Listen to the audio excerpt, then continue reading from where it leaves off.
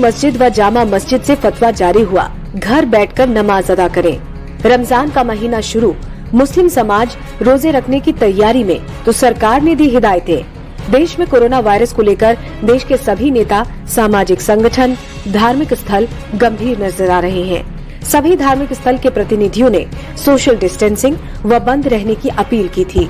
वहीं अब मुस्लिम समाज के लोग भी देश के साथ कंधे से कंधा मिलाकर चलने की बात कर रहे हैं, क्योंकि फतेहपुरी मस्जिद व जामा मस्जिद से फतवा जारी हो चुका है कि जब तक देश में लॉकडाउन है, घर बैठकर ही नमाज अदा करें। मुस्लिम समाज के लिए रमजान का महीना बड़ा ही पवित्र महीना माना जाता है।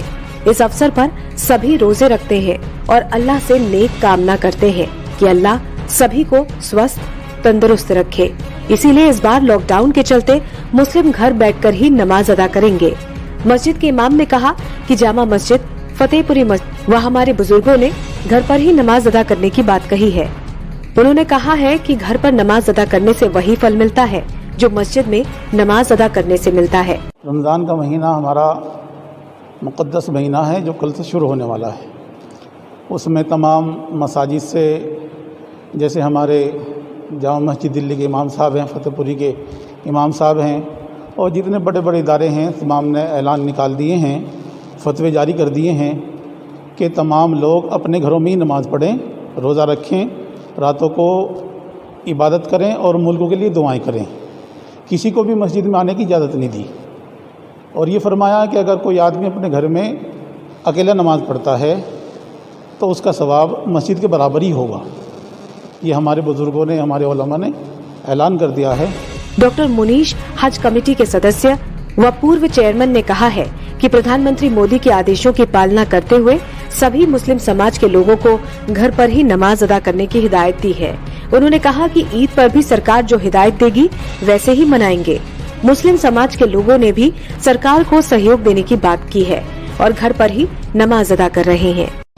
जब से ये कोरोना जो हमारे पूरे वर्ल्ड लेवल पे इसका प्रकोप हो रहा है, इस बात को लेकर हमारे हिंदुस्तान के अंदर जब से हमारे पीएम साहब ने होम उसका जो किया था, उसी दिन से हमने पानीपत के अंदर खासकर टोटल मस्जिदों को ताले लगा दिए। उनके अंदर केवल एक आध इमाम ही उसमें नमाज पढ़ता है। आम पब्लिक के लिए बिल्कुल उसमें मनाएं। और इसी की हमारी केंद्र सरकार की और हरियाणा जो वक्फ काउंसिल और केंद्र सरकार की वक्फ काउंसिल ने एक डिसीजन लिया कि जिस तरह से हमने शब बरात का त्यौहार अपने घर में रहकर ही उसको मनाया था, उसी तरह से पूरे रमज़ानों की तरावियाँ भी अपने घर में ही अकेले अकेले पढ़ेंगे और मस्जिदों में कोई इसकी नमाज नहीं होगी और मस्जिद में केवल इमाम ही अपने जो रहते हैं उसमें वही इमाम पढ़ेंगे। तो ऐसी हिदायत हमने सभी पानीपत की सभी मस्जिदों को दे दी गई है और कोई वहाँ पर जमात नहीं होगी।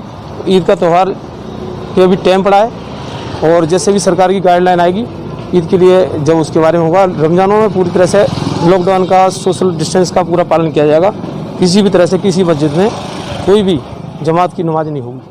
देखिए, जो लॉकडाउन चल रहा है इसमें हमें जो सरकार ने गाइडलाइन दी है, भारत सरकार ने हमसे कहा गया है कि नमाज में घरों में अदा करो, तो हम उनका भारत सरकार का अनुबंध करते हुए अपने घरों में नमाज पढ़ रहे हैं। और इंशाल्लाह ईद की नमाज जो है, जो तरावियाँ वगैरह होंगी, वो हम अकेले ही अपने घर में अदा करेंगे और सरकार को हम सरकार के साथ पूरा सहयोग करेंगे। पानीपत की उपायुक्त ने भी मुस्लिम समाज के लोगों को घर पर ही नमाज अदा करने की अपील की है।